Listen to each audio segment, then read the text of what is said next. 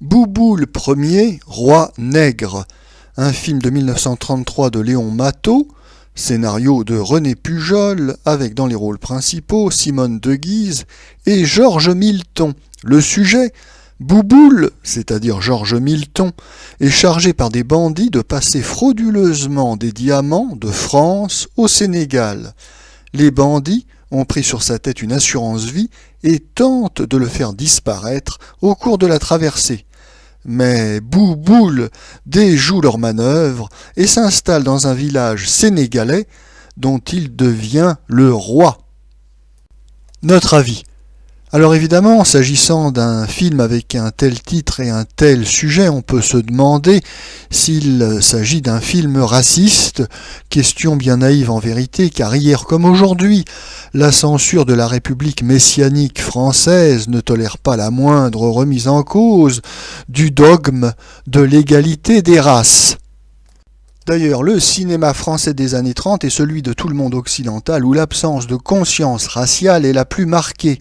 Bien sûr, la République cosmopolite des Jules Ferry, Léon Blum, Louis de Rothschild, qui se fait appeler Georges Mandel, est une république colonialiste, mais c'est pour la bonne cause, car comme dit Léon Blum, ouvrez les guillemets, nous admettons le droit et même le devoir des races supérieures d'attirer à elles celles qui ne sont pas parvenues au même degré de culture et de civilisation. Fermez les guillemets. C'est ainsi qu'un film comme Bouboule Ier, roi nègre s'inscrit tout à fait dans le discours officiel du paternalisme colonial de la République socialiste universelle. Ce film comique, dont une grande partie de l'action se situe au Sénégal, est bien digne de la devise républicaine « liberté, sénégalité, fraternité ».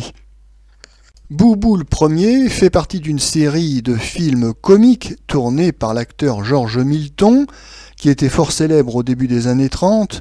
Oui, car avant que Fernandel ne devienne le roi du rire incontesté du cinéma français à partir de 1934, eh bien, les grandes vedettes comiques s'appelaient Georges Milton, qui venait de l'opérette, Bach, qui venait du café-concert, et puis Armand Bernard et Frédéric Duvallès, qui étaient d'authentiques acteurs de cinéma. Georges Milton connaîtra le succès grâce à son personnage de Bouboule dans une série de films qui commence en 1930 avec Le Roi des Resquilleurs, suivi en 1931 par La Bande à Bouboule et Le Roi du Cirage, l'authentique petit chef-d'œuvre de la série, suivi enfin par Bouboule Ier, roi des nègres en 1933 et Prince Bouboule en 1939. Dans cette série des Bouboules, Georges Milton incarne un personnage de français moyen débrouillard, combinard, gai et optimiste. Et d'ailleurs, ce personnage lui va comme un gant, car Georges Milton a un physique rondouillard et une petite tête ronde rigolote qui convient tout à fait à son personnage comique. Alors dans Bouboule Ier, roi issu de la diversité, ce qui est amusant, ce n'est pas tant l'histoire que l'on doit à René Pujol, le scénariste du gros succès du premier Bouboule, roi des resquilleurs. Non, malheureusement, René Pujol considère que le bon film comique réussi est avant tout un film stupide, et ses histoires sont toujours affligeantes de bêtises. Non, ce qui est amusant, c'est le parti pris de tourner un film vraiment burlesque, c'est-à-dire avant tout fondé sur des effets comiques visuels. Ce film a été tourné dans les studios de Nice et au Sénégal, et il faut reconnaître que les séquences tournées en Afrique, au Sénégal, sont particulièrement réjouissantes. On a un Georges Milton déchaîné, c'est un acteur comique qui a un jeu très expressif, très agité, très nerveux, et qui donc convient bien au film comique. Bon, on a un certain nombre de gags assez hilarants, dignes de Tintin au Congo. Ce film reprend un certain nombre de trucs et de techniques du cinéma comique muet, et d'ailleurs son réalisateur, Léon Matteau, avant d'être réalisateur à partir de 1928, avait été un grand acteur du cinéma muet. Les nombreux gags de ce film sont avant tout destinés à un public enfantin.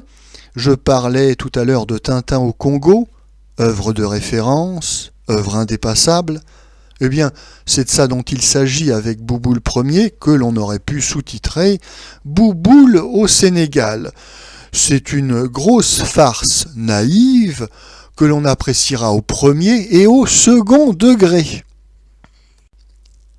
Et puis, disons-le, ce burlesque exotique nous change agréablement de nos habituelles pièces de théâtre filmées, de tous nos vaudevilles parisiens poussiéreux, qui sont fondés sur les jeux de mots, les calembours.